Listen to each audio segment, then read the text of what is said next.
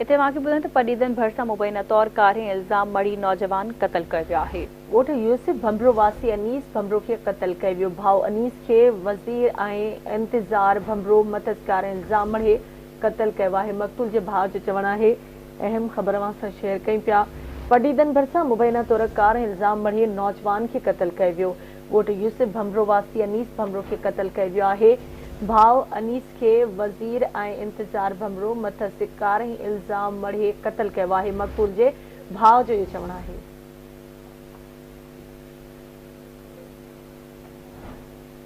पडीदन भरिसां मुबैना कारे इल्ज़ाम मड़ी नौजवान खे क़त्ल कयो वियो आहे। ॻोठ यूसुफ भंभरो वासी अनीस भंभरो खे क़त्ल कयो वियो। भाउ अनीस खे वज़ीर इंतज़ार भंभरो मथस कारे इल्ज़ाम मड़ी क़त्ल कयो आहे। मक़तूल जे भाउ जो इहो चवणु आहे।